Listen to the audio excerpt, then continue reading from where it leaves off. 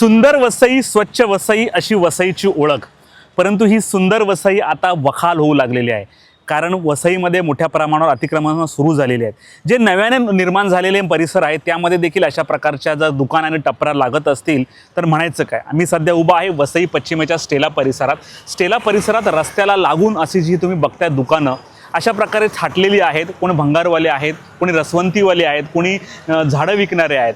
त्यांनी रस्त्यापासून 1 इंच देखील जागा सोडलेली नाही. त्याहूनही धक्कादायक प्रकार म्हणजे जे महावितरणाचे इलेक्ट्रिकचे पोल आहेत ते देखील आपल्या दुकानात काबीज केलेले आहेत.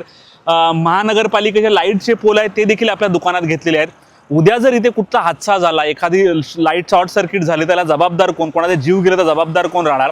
जी प्राथमिक माहिती आम्हाला मिळालेली आहे की ही जी आहे मालकी जागा आहे आणि मालकी जागेमध्ये मालकाच्या परवानगीने अशा प्रकारची ही दुकानं थाटली जात आहेत.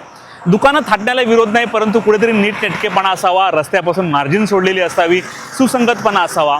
कारण सकाळ संध्याकाळी इथे मोठ्या प्रमाणावर भंगारच्या गाड्या येतात. एकीकडे हा रोड छोटा आहे आणि अशी देखील माहिती मिळालेली आहे की हा DP रोड आहे आणि या DP रोडवर अशा प्रकारचं अतिक्रमण होत आहे. एकीकडे वसई विरार परिसरातील सरकारी जमिनी, गुरुचरण जमिनी ह्या आता संपत चाललेल्या आहेत. परंतु दुसरीकडे जर अशा प्रकारच्या DP रोडवर जर अशा प्रकारचे अतिक्रमण होत असतील तर महानगरपालिका नेमकी करते तरी काय, हा सवाल आता उपस्थित झालेला आहे. इकडं ह्या परिसरातील नागरिक मोठ्या प्रमाणात आता कंटाळलेले आहेत या फेरीवाल्यांना आणि इकडच्या सर्व दुकानदारांना. कारण सकाळ झाली की इकडे यांचा जो हौदो सुरू होतो रात्री उशिरापर्यंत सुरू असतो. असं म्हणतात की वसई आणि नालासोपारामध्ये जर स्वच्छ आणि सुंदर शहर असेल तर वसई, परंतु वसईचं देखील आता नालासोपारा व्हायला वेळ लागणार नाही. महापालिकेने, इकडच्या स्थानिक प्रशासनाने, इकडच्या लोकप्रतिनिधींनी, स्थानिक नागरिकांनी वेळीच इथे लक्ष दिलं पाहिजे आणि यांच्यावर आवर घातला पाहिजे. नाहीतर येत्या काळामध्ये हीच वस्ती जी आणखीन रोडवर येईल आणि तुम्हाला आम्हाला चालण्यासाठी देखील जागा राहणार नाही. नमस्कार, मी सचिन घरत. आता आपण जे उभे आहेत ना हे दोस्ती परिसरात आहेत. आज HP लाईव्ह धन्यवाद का तुम्ही तुमच्याबद्दल काहीतरी इन्सिडेंट घडवून तुम्ही मला बोलवलं. माझा वॉर्ड असल्यामुळे मी माजी नगरसेवक इथला. इथे जो हा रस्ता होता अरुण म्हणजे मोठ्या चांगल्या प्रमाणात आम्ही बनवलेला. इथे खेडूत लोकांचे म्हणजे जमीन मालकांचे काही प्रश्न आहेत का त्यांना ते TDR वगैरे काय DR वगैरे काय आहेत ते मिळाले नाहीत.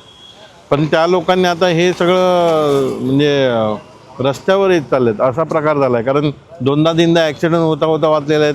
आत्ताच 4 दिवस अगोदर इथे एक गाडी आले, तिथे रात्री गर्दी होती. आता हे पार्किंग समोरून जे गाड्या येतात, नवीन ज्या गाड्या आहेत, जे रोजचे येणं जाणं आहे त्यांना माहिती आहे का इथे थोडी गर्दी असते.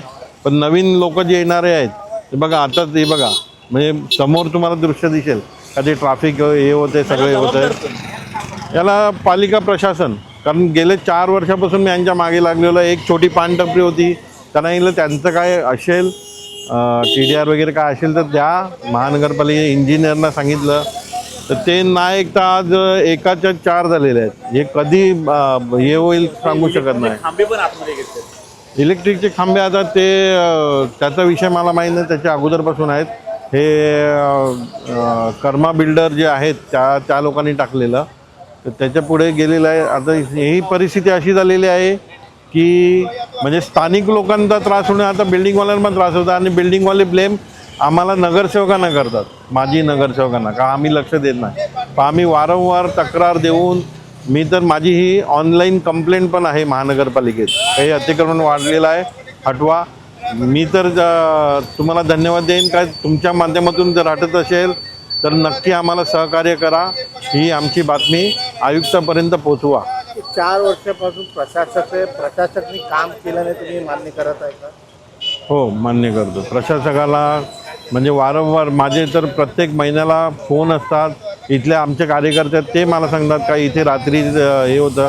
आता तुमच्या मागे जर बघितलं तर मागे बघा कोणी काही टाकून जातं. आज हे डेब्रिज कोणी टाकून जातं कुठेही.